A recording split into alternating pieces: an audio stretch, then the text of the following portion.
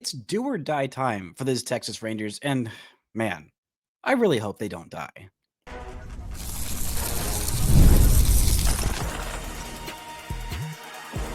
You are Locked On Rangers, your daily Texas Rangers podcast, part of the Locked On Podcast Network, your team every day.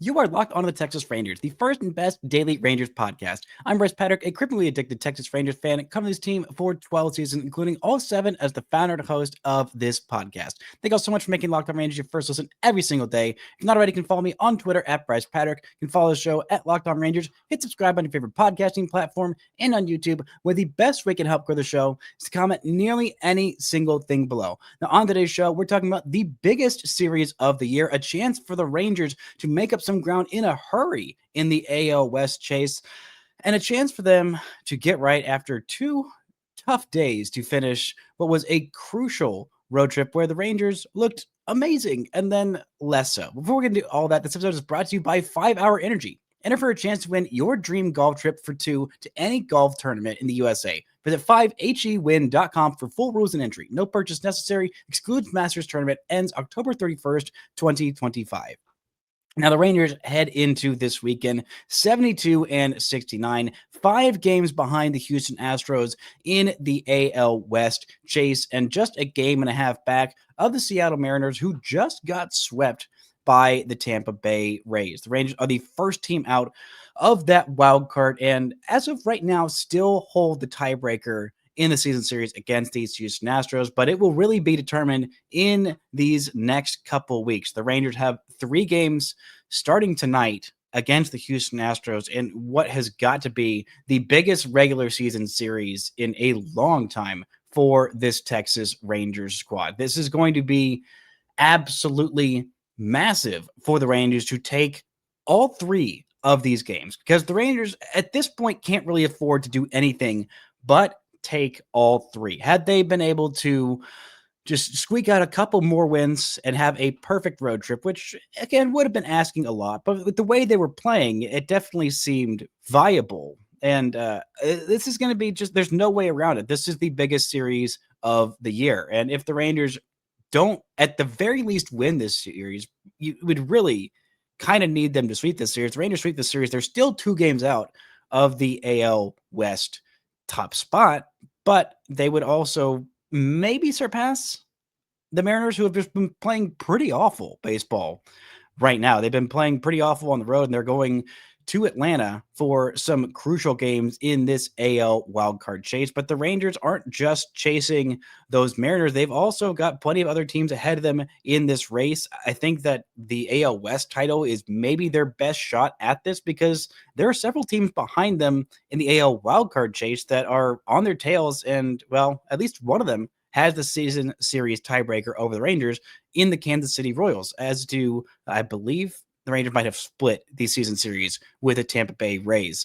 But either way, the Rangers need to make up some ground in the AL wildcard. They need to make up some ground in the AL West, and this is the series to do it. It is going to be a great series with some incredible pitching matchups right now on the mound for the Rangers on Friday night. It's going to be Merrill Kelly, Jacob deGrom on Saturday, and then, it's going to be Patrick Corbin on Sunday. We'll see how that goes. But on the hill for the Houston Astros, no official starters have been listed, but if they fall in line with what their rotation has been doing, it'll be Hunter Brown taking them out opposite Merrill Kelly on Friday night. Luis Garcia in his second start off the IL after missing, I believe, 2 years. It has been a long time since we've seen Luis Garcia against Jacob deGrom on Saturday. That feels like a very winnable matchup. And then on Sunday, it'll be the battle of lefties in Framber Valdez, who just beamed his catcher in his last start out there, gave up a grand slam into those Crawford boxes against the New York Yankees, against Patrick Corbin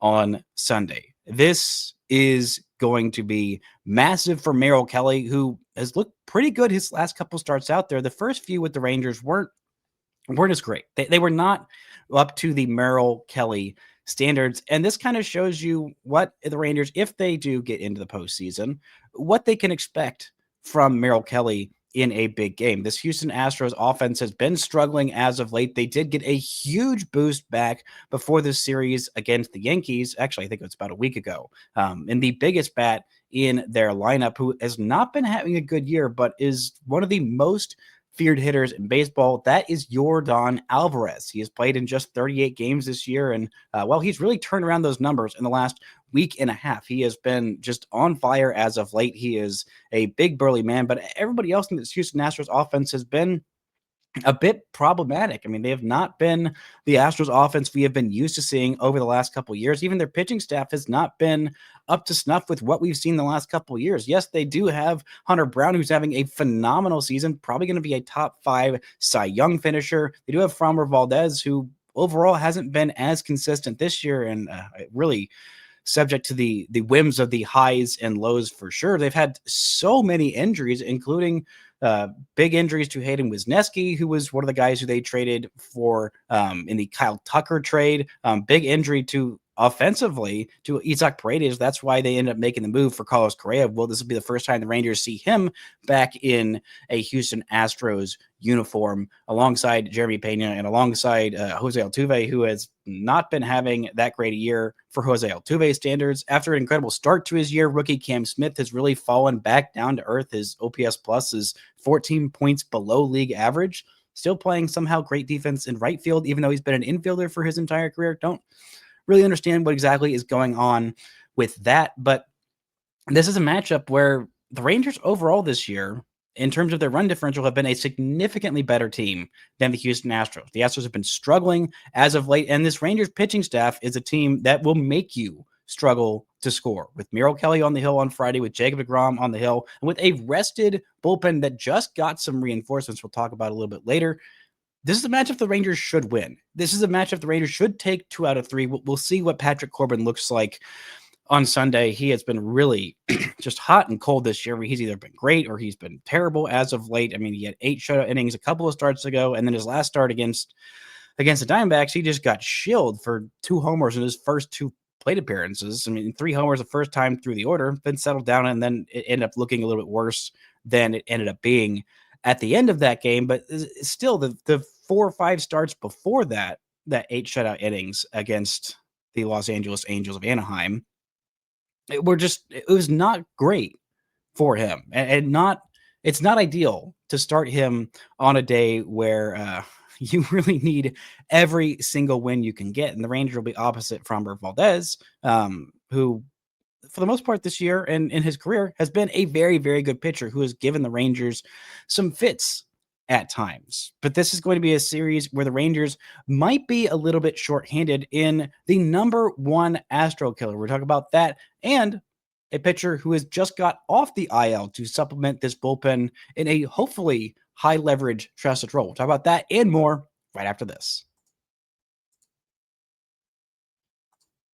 This show is brought to you by Zippix. Need a quick power boost to get through the day without reaching for another cup of coffee or energy drink? That's where Zippix caffeine toothpicks come in. Instead of the crash of sugary drinks, Zippix gives you a clean, convenient burst of caffeine anytime, anywhere. And if you're looking for that nicotine satisfaction, they've also got Zippix nicotine toothpicks as well. They've got all kinds of great flavors like peppermint, watermelon, ice, and spearmint. So it's not just the energy, it actually tastes good. They're pocket-sized and discreet, so you can take them anywhere. If you're ready to try them, go to zippixtoothpicks.com. Use promo code LOCKEDON for 10% off your first order. That's zippixtoothpicks.com, promo code LOCKEDON. Zippix Toothpicks, energy and focus anytime you need it.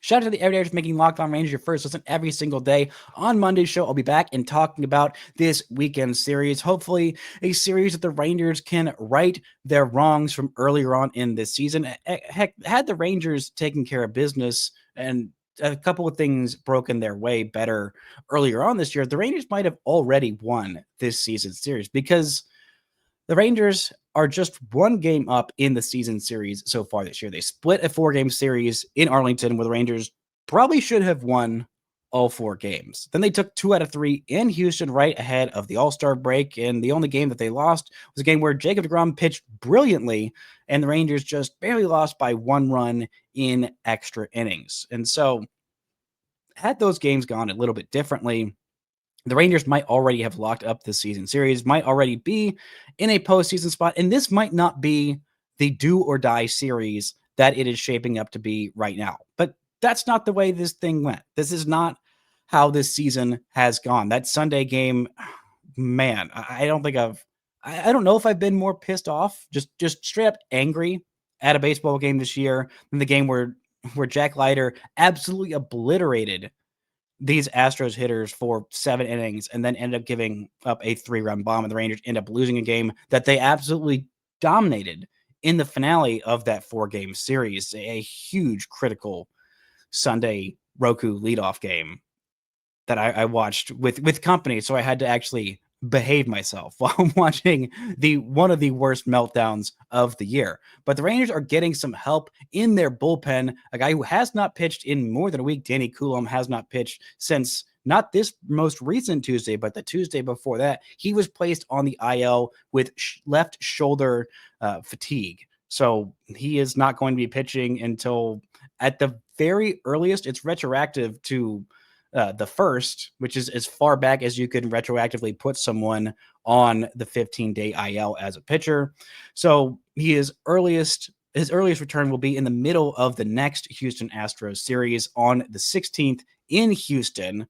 And that's a huge loss for this Rangers team. I mean, Danny Coulomb had pitched well at times, had pitched horribly at times, but he has the stuff to be one of the Rangers' best back-end relievers. Now, I don't want him closing out games, but still losing any arm in your bullpen is tough. But Cole Winn is officially back. He was activated off the IL yesterday. The Rangers might have some more people on the IL ahead of this game, but for right now, bringing back Cole Winn is absolutely huge. He has been such a revelation for this Rangers bullpen, and I don't know how much it's going to keep up because, again, the peripherals just – they don't line up with it. When you're walking a batter every other inning and you're not striking out a batter per inning, it's hard to have a lot of success, but he's found a way to do it. I mean, he's got a 1.45 ERA this season. He's not allowing home runs. He's not even allowing hits. I mean, he really has just been fantastic this year. I don't know how he's doing it, but he is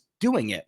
So I think just trusting that it will continue, maybe not to a 1.45 ERA for the rest of the season. His FIP, his fielding expected pitching, which basically just takes into account the only things that pitchers can control without their defense. It's strikeouts, it's walks, and it's home runs. He's done a good job of limiting the walks. The strikeouts have been better as of late. Still not, perfect. He's still gonna walk some guys. That's just kind of been his burden to bear this season. But his fielding expected pitching is 3.95, so 2.5 runs higher than his ERA. But again, he has just been doing it successfully, and adding any other arm to this pen is huge because the tree of trust is incredibly small right now. I mean, it is just so darn small. I think Phil Maton has worked his way back into Bruce Bochy's good graces of pitching in high leverage spots. I think he has earned that. Chris Martin is now off the IL. He pitched and faced one batter on Wednesday, so he is working on 2 days rest heading into this series.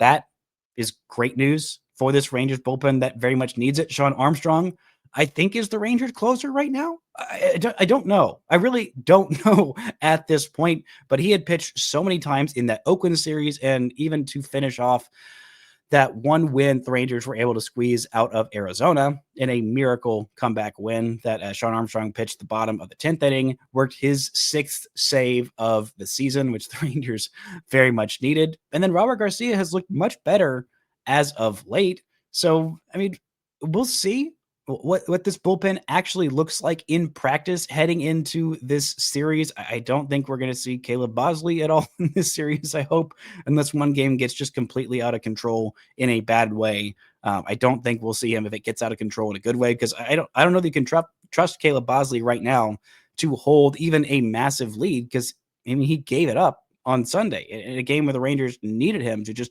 eat some innings and not give up 4 or 5 runs. And that's unfortunately not the way it went in the right direction for this Rangers squad. So they've got good starting pitching matchups for 2 of these 3 games, I mean, you're never going to be feeling too great about facing off against Hunter Brown, but Merrill Kelly has been turning it on as of late, and I trust him in a big game spot. Now, I would probably rather have Jack Leiter on the form he's in right now, especially after what he did in that Wednesday game against the Diamondbacks, facing off against this Astros team. But alas, that's just the way the cookie crumbles right now. It also would have been really nice to not have lost Nathan Eovaldi for the regular season and to be able to slot him in somewhere in this weekend series, because we've seen him come up big against the Houston Astros in some important games. But that's not how it's going. That's not how these things are working right now. They are not necessarily the best in the Rangers' favor right now in terms of the health of everybody on the squad. I mean, Corey Seager's still out. He's probably going to be out for at least another week. He might end up not missing the full 4 to 5 weeks that you normally miss when you have an appendectomy. He has been looking into some ways to recover better. He has been recovering pretty nicely since the appendectomy about a week ago, but it is still going to be a little bit before we see him. It is not going to be this weekend series. I mean, he's still on the IL. He's still on the 10-day IL, so he's not even eligible to be activated until the end of this series. I don't think we're going to see him right after that 10 days is up. But the Rangers have yet another all-star who is going to be probably put on the IL ahead of this series. It is going to be Adolis Garcia, who I don't know why he wasn't put on the IL before this. He is dealing with a quad strain, a grade 2 quad strain. The Rangers don't have a whole lot of other bats that they could possibly call up, even outfielders on their 40-man roster that they could possibly call up at this point. I mean, the only other bat on the 40-man roster right now is Justin Foscue, who does not play the outfield, and I do not think is a viable option to keep as a major leaguer right now. Maybe eventually he becomes a big leaguer, but I mean, with what he's done in his track record in the big leagues, those numbers are pretty horrendous. And I don't anticipate the Rangers just calling him up and him suddenly figuring things out. I mean, he's been dominating AAA for feels like 3 years now, and he has not been able to translate that really at all to the big league level. But they were hoping that there would be some kind of noticeable quick improvement from Adolis Garcia with that quad strain, which could take somewhere between 4 to 6 weeks to end up fully healing. I mean, he strained his quad just gunning for that not hitting into a double play on Monday's game in that miracle comeback, ends up scoring a huge run on a Jake Berger triple and just had to come out of that game immediately because he just was not right. And so we'll see if we get a Billy McKinney call up. We'll see if we get another catcher that's call up. I think that's maybe more likely at this point. But I mean, the Rangers will have 3 all-star players on the IL, 3 all-star hitters on the IL, I should say, because Nathan Eovaldi is also an all-star caliber player, and that's not even including Evan Carter, who is also done for the season. He's the only one who I think is actually officially, truly done for the season, since he is now on the 60-day IL, and I think that 60 days might end up being up at like at the beginning of October, maybe. I can't even remember, and it's hard to keep track of all of these injuries because there have just been so many in such a quick turnaround. I mean, Sam Haggerty is maybe going to start a rehab appearance this weekend, so maybe he'd be ready for early next week, but he's not going to be ready to jump right on this Rangers roster and replace Adolis Garcia. He wouldn't necessitate a 40-man roster move, but if the Rangers do that, I mean, again, they'll have to make a roster move on their 40-man, which maybe there are some options to do that at this point. I don't really think there's a whole lot. Maybe the Rangers just straight up cut bait with I don't even know who at this point. Maybe they just DFA Justin Foscue. I don't know that they want to do that. Maybe they do that with Emiliano Teodo, who has been really, really struggling as of late, even in AA. The Raiders sit him back down. That's not ideal. I don't think there's really any other room to open up a 40-man roster spot besides just getting John Gray off this roster. I don't know how he's still on there. Maybe they just say, you know what, Danny Coulomb, you're done for the year. Put him on the 60-day IL. I don't know. I don't know what exactly they're going to end up doing, but missing Adolis Garcia for a series against the Houston Astros, a team that he owns, he has owned, he will continue to own in perpetuity, is just a huge, huge blow for this team. So who is going to step up? Who is going to be the man, the myth, the legend that could end up changing the tide of this series? Talk about 3 candidates to do that and more right after this. This show is brought to you by 5-Hour Energy. It's time to fuel up and turn it on with 5-Hour Energy Transfusion. This grape, ginger, and lime flavored shot brings the iconic taste of a golf course favorite to a non-alcoholic boost. Perfect for sinking birdies or making great memories with friends. It's a hole-in-one for your energy game. Whether you're out on the course or just need a little extra power to push through your day, 5-Hour Energy Transfusion delivers a clubhouse favorite you love without ever leaving the green. Golf is all about good times with good people and good flavors. The grape ginger lime flavor of 5-Hour Energy Transfusion gives you the best parts of your clubhouse go-to without leaving the course or chasing down the bev cart. Now you can amp up the fun even more. Just buy, snap, and enter for a chance to win a dream golf trip for 2 to any golf tournament in the USA. Tee up that trip. Visit 5hewin.com for full rules and entry. No purchase necessary. Excludes Masters Tournament. Ends October 31st, 2025. Shout out to the Everydayers for making Locked On Rangers your first listen every single day after every single game this weekend. Some big games for Jeff Biggs in the Locked On Rangers postcast. He'll come to you live with reaction after all 162 all weekend long, reacting to these huge games against the Houston Astros. It'll be in your Locked On Rangers podcast feeds on YouTube and wherever you get your podcasts.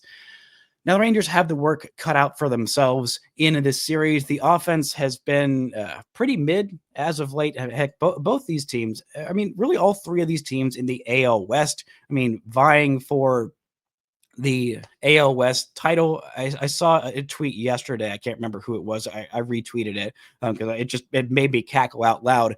And I said, here, this is what it is. This is what it looks like for the Rangers, Astros, and Mariners fighting for this AL West title this year. And it's like a swing set, but instead of a swing, it's toilets, and they're just swinging back and forth and hitting up against each other. And that's honestly what it's felt like for these 3 teams this year. I mean, it is just, I thought this was going to be the divisional race in Major League Baseball. I thought this was going to be the hottest divisional race. I thought the Rangers were going to be an incredible team.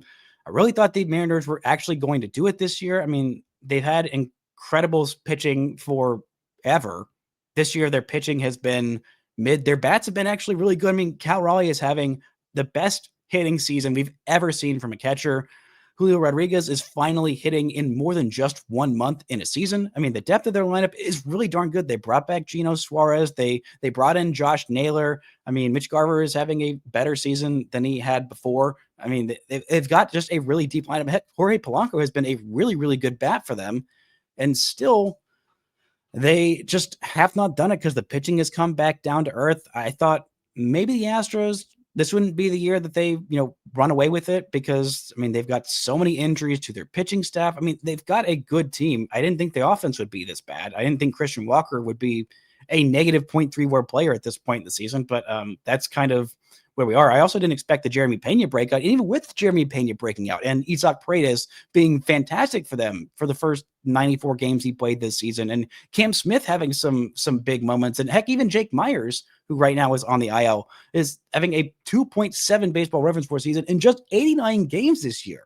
And despite Altuve being an absolute disaster out there in the tiny Jose Altuve-sized left field in Houston, he's still been hitting. He's still got a 115 OPS plus. But these teams are not good. I don't know that there's going to be a 90-game winner in the AL West. Like, I really think it might take 88 or 89 wins to win the AL West this year because, I mean, leading the pack is the Houston Astros at 77 wins at this point in the year, 77 and 64 with 20-something games left to play. Maybe they get all the way up to 90. I don't know. But heck, maybe 89 wins it. Maybe 88 wins it this year. I don't know. Both of these all of these teams have been pretty bad as of late outside of the Rangers and their 9-1 stretch, but even they couldn't sustain that, just steal one of those last 2 games that they should have won in Arizona. But the Rangers by far have the best run differential in the AL West. Like, it's not close. Right now, the Astros and Mariners are both tied for the second best run differential in the AL West at plus 11. they've only been 11 runs better than their opponents this year, and the Rangers are somehow in third, despite having a plus 90 run differential. This is the time for this Rangers team to make up some ground, and there are some candidates here to be a hero because with so many guys down right now, I mean, offensively, I think these three bats are going to be the ones that make the difference in this series. I think the number one candidate is obviously Wyatt Langford. He has been on a heater as of late. I mean, he just snapped a 22-21 game on base streak, a career best. He has been hitting for power. He has been hitting for average. He has been playing incredible defense. I mean, right now he has a 4.9 baseball reference for player in just shy of 120 games. He's at 119 on the year so far. And he has been a menace to these Houston Astros so far. And I think if the Rangers are going to win these games, they need Wyatt Langford to step up and be a great player. I mean, they really just need him. They need some bat to step up in a huge, huge way against what is going to be a really, really tough pitching matchup on this Friday game. Merrill Kelly is going to be a tough matchup. Framber Valdez is going to be a tough matchup on Sunday. I mean, the Rangers really cannot afford to lose that Saturday game with Jacob deGrom on the hill against Luis Garcia, who looked okay. At times, he looked pretty good against the Yankees in that first game. At times, he looked very much less than good against the Yankees. But I really think we're going to need to see a big series from Wyatt Langford. I think Jake Berger should start all three games in this series. He was on a heater before he ended up landing back on the IL. He was okay in his last start out there against a righty, against Zach Allen, who was having a good day. And he came up with that big RBI triple in his first game after being activated off the IL on Monday in that miracle comeback, ends up scoring the game-tying run. And the guy who drove him in is a guy who just has a knack for that big moment as of right now. And I really just think this is going to be a big series for the legend of Cody Freeman. Now, I've seen a lot of people saying, oh, Cody Freeman is this year's Evan Carter. Cody Freeman is absolutely going to be doing what Evan Carter did down the stretch in 2023. And while there's some sentiment there of similarity of just bringing that energy, bringing that extra boost, bringing that extra something, there's a big difference between those two. Mainly, Evan Carter was just freshly turned 21 years old. He was a guy who was already, pretty high up there, if not the Rangers' top prospect, then nowhere lower than their number 3 prospect at that point. He was a high draft pick. He was the Rangers' second-round draft pick, and not that long ago, he was breezing through the system. And he had those kinds of tools, that incredible, knowledge of the strike zone, great defensive tools as well, and just an overall offensive aptitude that we haven't seen as much from Cody Freeman, but Cody Freeman definitely provides that kind of a spark to this offense, and he just has a knack for the big moments as of right now. I also think under the radar, Alejandro Ozuna is going to have a big moment in this series. I really do. He has been having some great at-bats as of late, driving in those 2 runs in the 10th inning on Monday's game. That was a huge at-bat, hit the ball 108 miles an hour. And while it probably should have gone just straight up there, it bounced off the pitcher. He hustled himself out there. I mean, he has been hitting very, very well as of late. He's been providing some pretty solid defense out there in a corner outfield spot. I think we're going to see some big moments from Alejandro Ozuna. And it's going to be a tough series where both teams are down a significant amount of players right now. Josh Hader is still on the 15-day IL. Jake Myers might be back at some point in this series. He has been working his way back on a rehab assignment in AAA. I'm not sure exactly when he is supposed to return. But you look at the IL for the Houston Astros, there were a lot of guys on the 60-day IL. Not that I'm feeling sorry for the Houston Astros for suffering some injuries, because Lord knows the Rangers have suffered more than their fair share of injuries, and nobody's looking at anybody else's IL and saying, oh, poor baby, my opponents are missing the guys. Not that you want anybody to be hurt, but you're also not going to get a lot of pity from your opponents from having guys that are on the IL. I mean, Bennett Sousa is also on the 15-day IL. Spencer Arrighetti just landed on the IL with some forearm elbow issues, so that we'll see if that's actually as bad as it looks. That would be a real bummer for them. Ronel Blanco is on the 60-day IL. I think he's out for the season. Hayden Wisniewski is dealing with Tommy John surgery. Isaac Paredes is out for the season. Brendan Rodgers is out for the season. Pedro Leon out for the season. Zach Denzeno, who is having a pretty nice year for them, he's out for the season. Brandon Walter also on the 60-day IL. I mean, oh my goodness, there are just so many guys hurt for this Houston Astros squad. But they keep getting guys back. I mean, getting Luis Garcia is a big get back for them, which also allows them to shore up their rotation by taking Lance McCullers Jr. out of it, because he has a 6.97 ERA on the season. The Rangers, I don't think you're going to see Ryan Gusto, who has been a pretty aggressively mediocre starter. But again, when he's their 17th, 18th option to be a starting pitcher, it's a pretty solid guy to just pull out of nowhere. I don't think we're going to see Christian Javier in this series. He just pitched on Friday against the New York Yankees in a game that the Astros thankfully lost. But this is still a pretty tough team. They've got Steven Okert back there in their bullpen. They've also got Caleb Ort, who's been doing okay this season. They've also got Brian Abreu, who is functioning as their closer this year, who, man, really would have loved to see Adolis Garcia in this series go yard off of Brian Abreu, who I know you still remember what he did in that ALCS and suffered basically no consequences for, because why would the Houston Astros suffer consequences for a thing they did that was morally ambiguous on a baseball field? But I digress. This is going to be a locked and loaded series, or it could be a series where the Rangers have pooped the bed and say, you know what, actually, just kidding, guys. We're actually not that good. Because when you look at those standings, you look at the run differential, there's something that's also there in their record against teams that are good, a record with against teams that are 500 better. Right now, the Astros are a little bit better than 500 against teams that have a winning record. They are 39 and 36, which got a lot worse after this series against the New York Yankees. The Rangers this year, they've been great at home. They've been terrible on the road, and they've been pretty darn bad against teams with a winning record. The Rangers are 29 and 47, have lost nearly twice as many games as they've won against teams with a winning record. That's not ideal. That also doesn't bode well for their chances in the postseason. A lot of that run differential comes from 2 games where they just beat the brakes off the Minnesota Twins. 17 of those runs come from a game last week where the Rangers beat the brakes off of the Los Angeles Angels of Anaheim.